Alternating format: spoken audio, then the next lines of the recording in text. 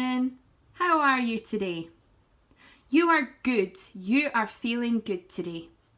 Is it time for another story? Okay, so what story are we reading this time? Oh, that is a very good story, Simon. Will we show everyone at home what story we are reading? Okay, let's show everyone together. The Legend of the First Unicorn. Let's read the story together. Once upon a time in the kingdom of Scotland, a young prince lost his smile. Everyone tried to make Prince Donald smile. His friends invited him to picnics and parties. The royal baker decorated cakes for him. The court bard wrote songs for him. The castle stonemason carved fountains for him. But the prince couldn't find a smile. The court magician hoped a new creature would amuse the prince. He mixed fur and feathers, scales and claws, then added a pinch of powdered starlight. A new golden animal appeared, but it was fierce and frightening, and it wouldn't help anyone smile. So he banished it from the castle. The magician's granddaughter, Hannah, wondered if she could invent a different magical beast. In her happiest dreams, she often chased, but never caught, a pearly white animal. Perhaps chasing the dream animal would help her friend Donald find his smile. Later that night, Hannah crept back into the magician's workshop. Hannah worked until dawn, inventing a creature with the elegant body of a horse, the nimble hooves of a goat, and the glittering horn of a gazelle. This new animal was gorgeous and glowing and calm. Hannah told him, "You are a unicorn." Then she opened the door and let him go. Hannah ran to Donald's bedchamber and dragged him onto the balcony. "Look! What's that?" asked Donald. "He's the first ever unicorn. He's beautiful." They watched the unicorn gallop into the trees and out of sight. Donald sighed. "I wish I could see him again." Hannah hid her grin. "Let's follow him into the forest."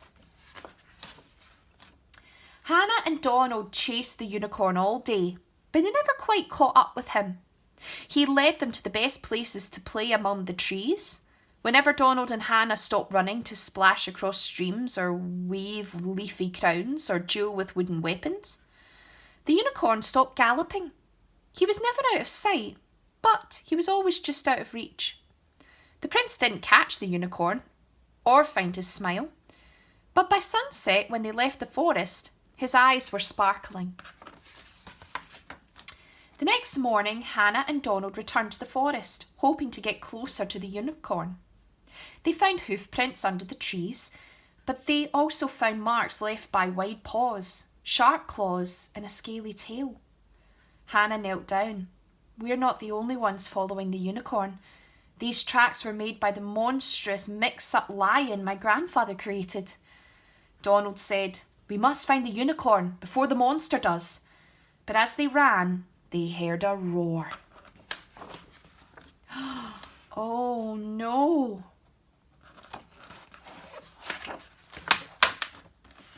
The unicorn was fighting bravely, but the winged lion was angrier and fiercer. "We need powdered starlight," shouted Hannah. "I'll fetch it. You help the unicorn." She ran off, leaving Donald staring at the monster's ripping claws and snapping fangs. Donald took a step back. The prince had already lost his smile. Now he was losing his courage. He watched the furious beast circle and leap and realised he might lose the unicorn too.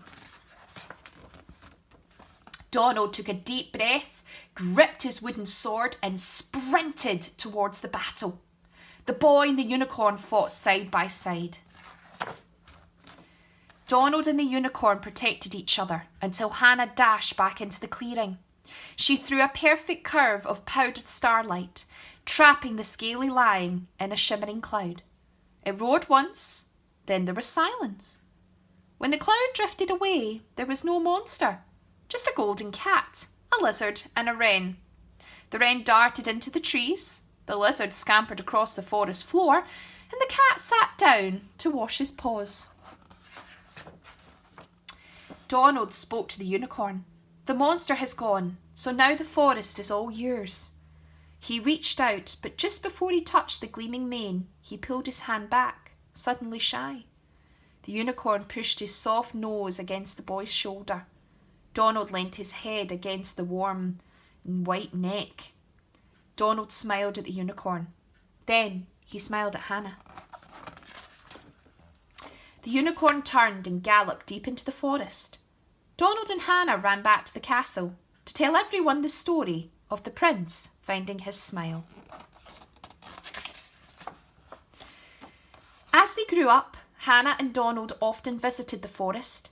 They sometimes saw a flash of white through the trees, but they never got close to the unicorn ever again. When the prince became a wise king with a clever magician by his side, he asked the castle stonemason to carve 99 unicorn statues. King Donald placed the stone unicorns all over his kingdom, so the people would never forget how the prince found his smile. That's why there are unicorn statues in castles and towns all over Scotland. And that's why, if you stand quietly in a Scottish forest, you might glimpse something magical hiding amongst the leaves. And that is the end.